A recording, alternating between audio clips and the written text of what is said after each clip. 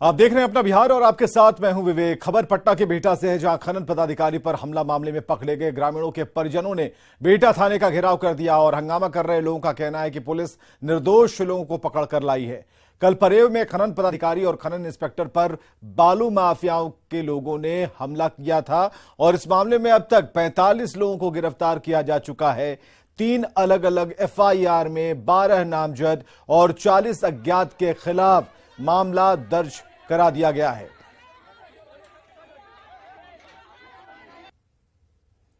दो तस्वीरें हम आपको दिखा रहे हैं। बिहटा थाने का घेराव करने लोग पहुंचे और 45 लोग गिरफ्तार हुए। ये वही लोग हैं, बताया जा रहा है, जिन्होंने हमला किया था अधिकारियों पर और पत्थर बरसाए थे। महिला अधिकारी को भी नहीं छोड़ा था और किस तरीके से ये मारपीट कर रहे हैं इन तस्वीरों में दिख रहा है। और उसके बाद जब उनकी गिरफ्तारी हुई है तो उल्टे बिहटा थाने को घेरने के लिए पहुंच गए, जिसकी तस्वीरें आप स्क्रीन पर देख पा रहे हैं।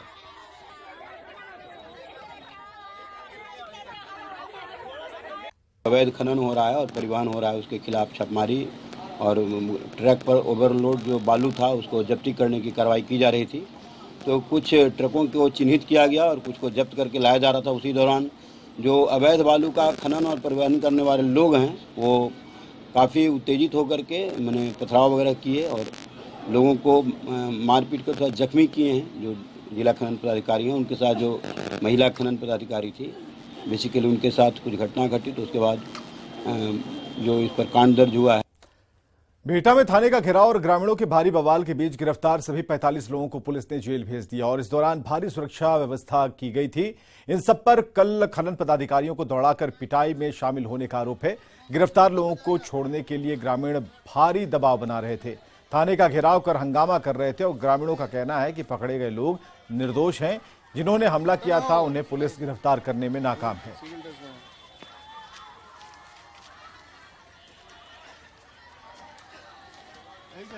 और दानापुर संवाददाता अमरजीत शर्मा हमारे साथ जुड़े हुए हैं। अमरजीत, कल जिनकी गिरफ्तारी हुई आज वो निर्दोष हैं उनकी नजर में, जो उनके परिजन हैं, लेकिन कल जितने लोगों ने रोड़ा चलाया, पत्थर चलाए, लात घूंसे से अधिकारियों की पिटाई की, तो क्या ये गिरफ्तारी या फिर जो पुलिस पर आरोप लग रहे हैं उसमें कितना दम है? जिस तरह से जो पुलिस ने कार्रवाई की है उसमें कुछ ऐसे लोग भी जो है वहां पर से आए हैं, जो दुकानदार वहां पर थे, दुकान चला रहे थे, वो नहीं भागे। और जो हमला करने वाले थे ज्यादातर जो है ट्रक ड्राइवर थे, क्योंकि एफआईआर में भी ये जिक्र है ट्रक ड्राइवर, ट्रक मालिक और लोग थे जिन्होंने रोड़ेबाजी की और इन लोगों को खदेड़ कर पिटाई किया।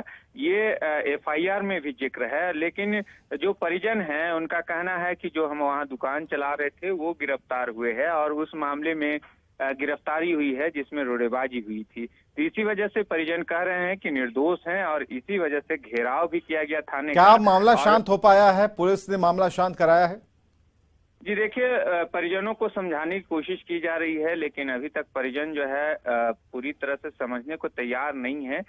लेकिन जो है पुलिस ने कहा है कि हम किसी तरह से इनसे झुकने वाले नहीं हैं, क्योंकि ये लोग भी शामिल थे और इन्हीं पे कार्रवाई हुई है। लिखित आवेदन में जो है इनका नाम आया है, इसी आधार पे कार्रवाई की गई है और इनको जो है कोर्ट के हवाले किया गया है। कोर्ट के माध्यम से जेल भेजे जाएंगे, क्योंकि जो है इसमें 45 लोगों को गिरफ्तार किया गया है, 12 नामजद हैं, साथ ही जो है 40 जो है अज्ञात लोगों पर जो है एफआईआर किया गया है, 19 ट्रकों को जब्त किया गया है।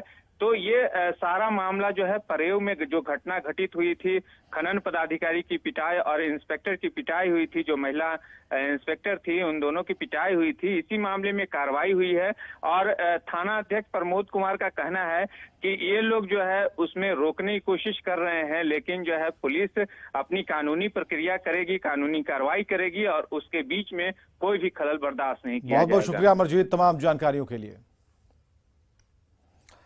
तो मंत्री से लेकर अधिकारी तक इस मामले में कार्रवाई की बात कर रहे हैं, लेकिन इसके बाद भी सत्ता पक्ष और विपक्ष के नेताओं ने बालू माफियाओं पर कड़ा एक्शन लेने की मांग की है। कहते हैं कि महिलाओं का रिस्पेक्ट सबसे पहले है ना, और उनकी सरकार में, उनके शासन में महिलाओं को जिस तरीके से पीटा गया, महिला पदाधिकारी को बेचारी जान कैसे बचा पाई है, आप लोग सब लोग देखे होंगे, मीडिया में हमेशा आ रहा है उसका, इतनी उसकी बुरी तरीके से की गई है।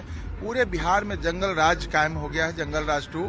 बिहार में बालू माफियाओं के खिलाफ लगातार सरकार अभियान चला रही है। बालू माफियाओं की कमर तोड़ी जा रही है और जिन लोगों ने इस तरह की घटना घटित की गई है उनके खिलाफ सरकार कठोर कार्रवाई करेगी।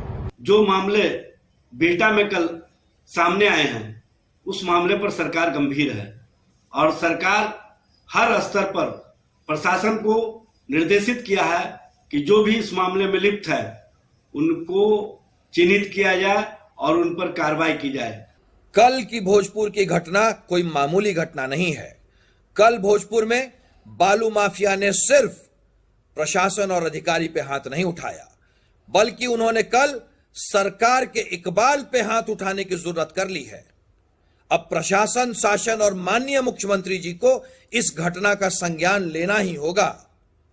हर उस आदमी और माफिया की कमर तोड़नी होगी जो तरह की घटना हुई है कि एक महिला पदाधिकारी बालू माफियाओं ने दौड़ा कर उसे पीटा है रोड पर गिरा के। तो ये तो तब शुरू हुई है जब ये महागठबंधन में आ गए हैं। तो इससे पहले तो माननीय मुख्यमंत्री जी कहते थे कानून का राज है, तो कानून का राज कहाँ है।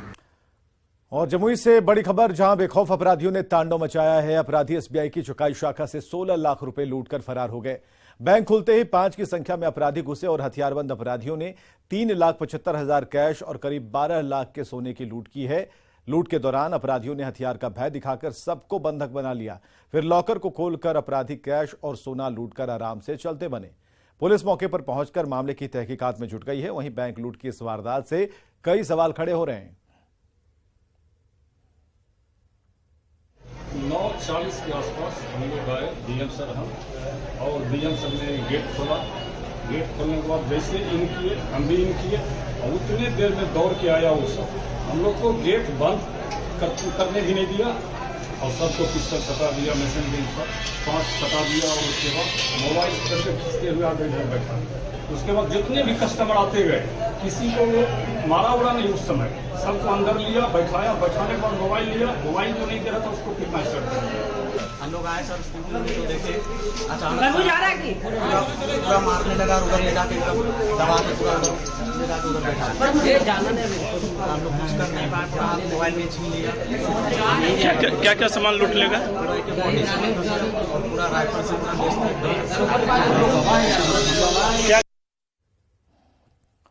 सारण के सरकारी कार्यालयों में अधिकारियों और कर्मचारियों को जींस पहनकर नहीं आने की नसीहत देने वाले डीएम अमन समीर अपने बयानों से मुकर गए। डीएम ने अधिकारियों और कर्मचारियों के साथ बैठक के दौरान यह नसीहत दी थी कि ऑफिस में लोग जींस पहनकर नहीं आए। लेकिन आज जब डीएम से इस बारे में पूछा गया तो उन्होंने कहा कि ड्रेस कोड जैसी कोई बात नहीं है, लेकिन ऑफिस में कर्मचारियों का पहनावा ऐसा हो कि वे शालीन दिखें। ड्रेस कोड का कोई आदेश नहीं है। वो लोग जो है वो शालीन रूप से जो है वो रहने चाहिए। जो डॉक्टर हैं वो डॉक्टर की तरह लगें, जो मरीज ये एएनएम है एएनएम की तरह लगें, एलटी है एलटी की तरह लगें।